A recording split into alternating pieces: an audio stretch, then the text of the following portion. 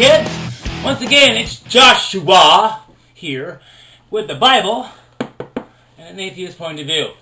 Where I, Shua, am reading from the Bible, the New International Version, the Gideon's Bible that I got from Motel 6, and so I fucked up yesterday with a little experiment. Oh well, fucking shit happens. What I am doing is I am reading from the Bible, one chapter at a time, one chapter per video, per episode, for the pure fact that I think it's fucking comical as all hell. I mean, really, it's funny. Now granted, it's also really, really murderous and genocidal and it's fucked up left and right. It's seriously, you need to read it though so you know how fucked up it is. But don't worry, I'm doing it for you. Great. Now, if you have a New International Version Bible with you, go ahead, pull it out. I'm going to read Numbers 30. That's where I'm at.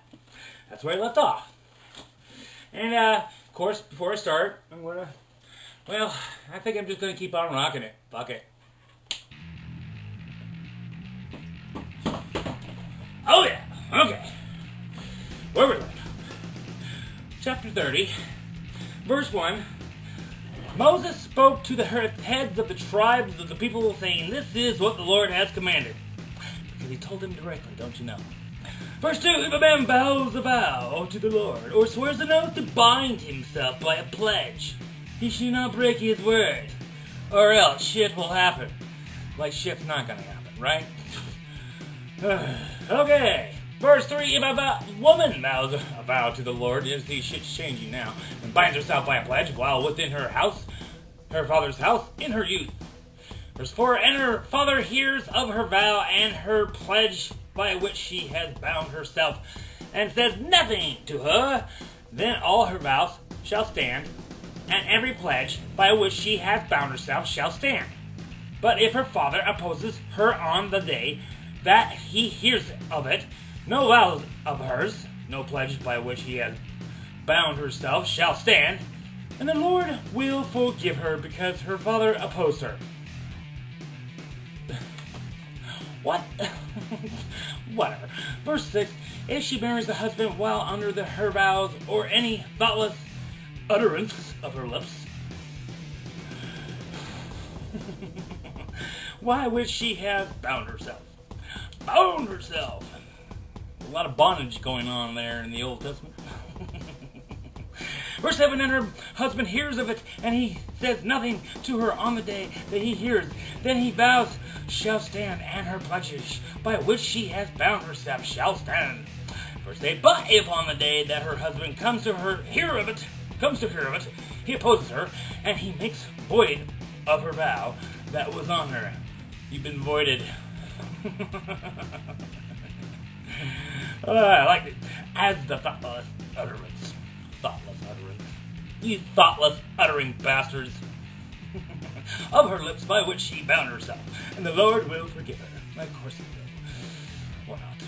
Verse 9, but any vow of a widow or a divorced woman, anything by which she has bound herself shall stand against her. Oh shit, you're fucked, bitches.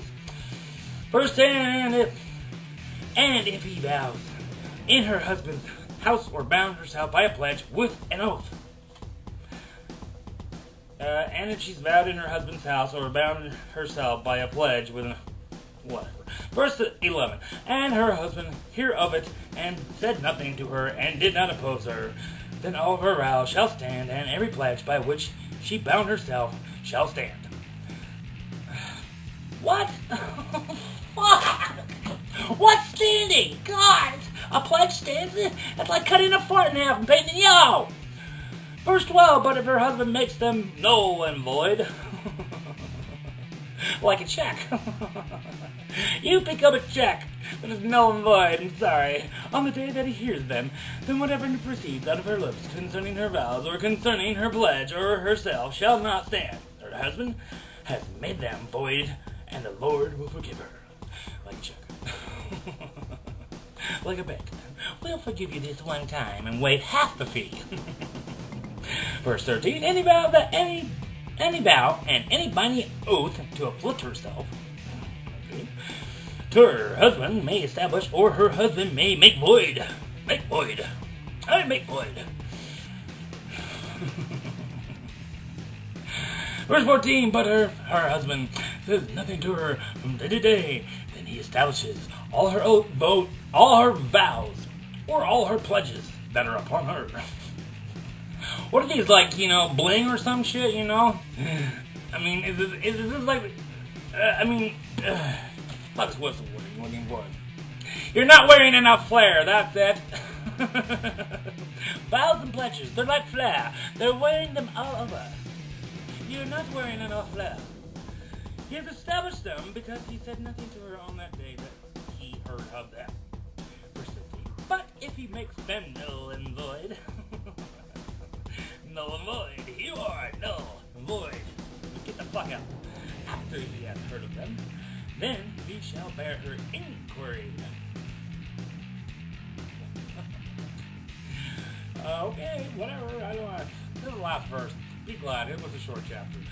Verse 16, these are the statutes that the Lord commanded Moses about a man and his wife, and about a father and his daughter while she was in her youth within her father's house. In the house, even. So once again, Joshua. The Bible and an atheist point of view.